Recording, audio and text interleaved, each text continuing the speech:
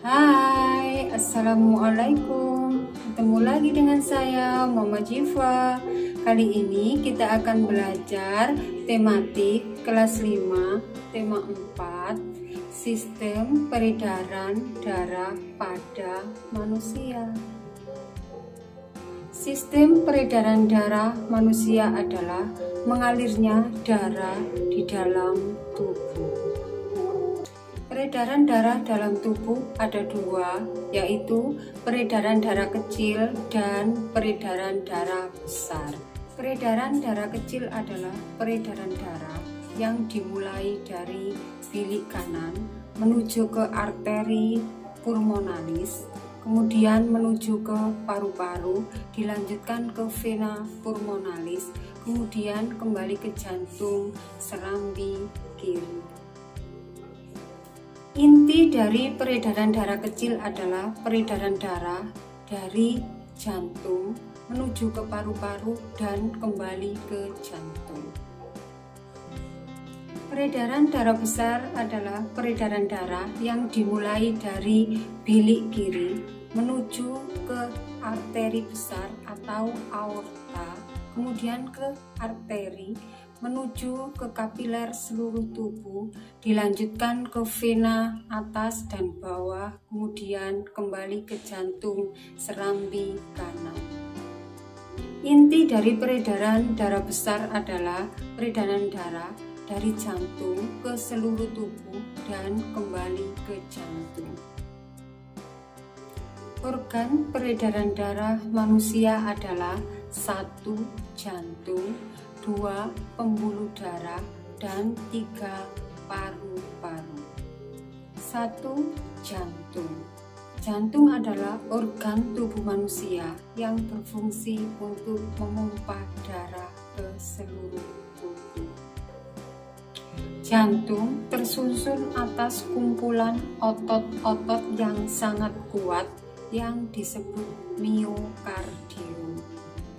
Jantung terletak di dalam rongga dada sebelah kiri. Ukuran jantung kira-kira sebesar kepalan tangan pemiliknya. Jantung terdiri dari 4 ruang, 1. Serambi kanan, 2. Bilik kanan, 3. Serambi kiri, dan 4. Bilik kiri.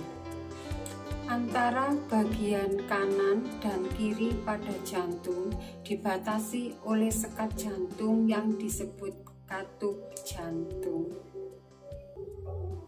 Katup jantung berfungsi untuk mencegah bercampurnya darah yang mengandung oksigen dan darah yang mengandung karbon dioksida. Macam-macam katup jantung: 1. Katup pulmoner, 2. Katup tricuspid, 3. Katup aorta, dan 4. Katup mitral. Cara jantung memompa darah.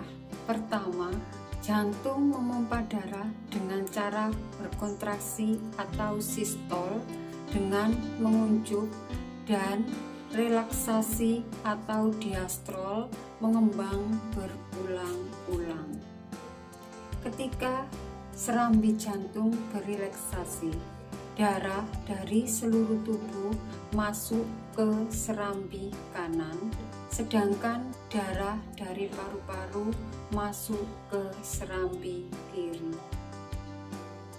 Ketika serambi jantung berkontraksi, darah dari serambi kanan masuk ke bilik kanan, sedangkan darah dari serambi kiri masuk ke bilik kiri.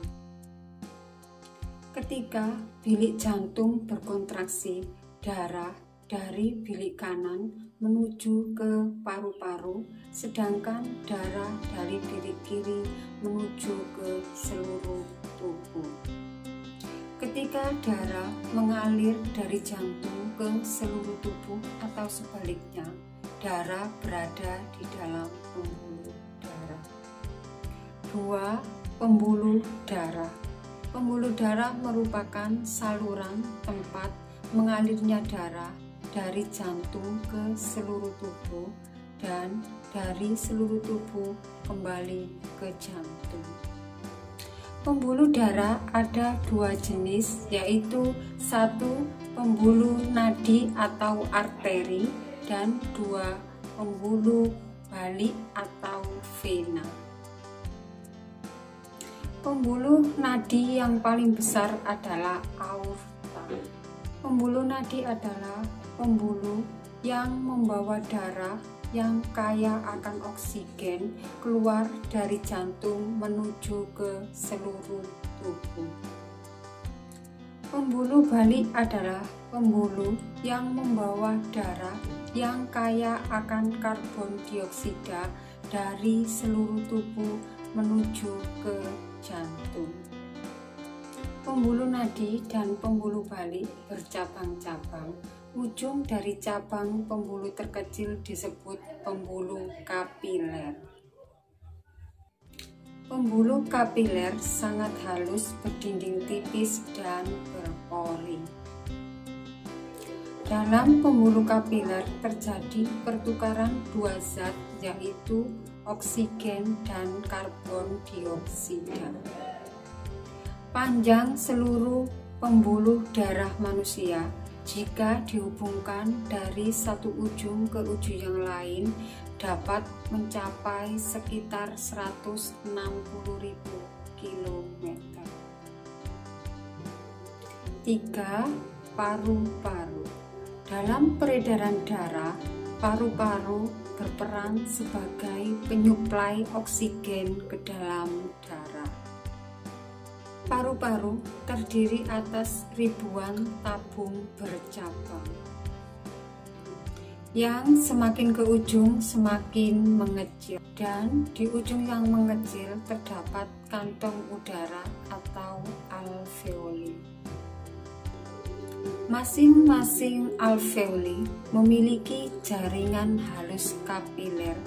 Di tempat inilah terjadi pertukaran oksigen dan karbon dioksida. Darah yang diedarkan ke seluruh tubuh tidak lagi mengandung oksigen, tetapi mengandung karbon dioksida. Setelah kembali ke jantung, darah yang mengandung karbon dioksida dipompa ke paru-paru. Selanjutnya, karbon dioksida diambil, diganti dengan oksigen melalui proses pernafasan. Terima kasih sudah belajar dengan Mama Jiva tentang sistem peredaran darah pada manusia. Semoga bermanfaat. Bye.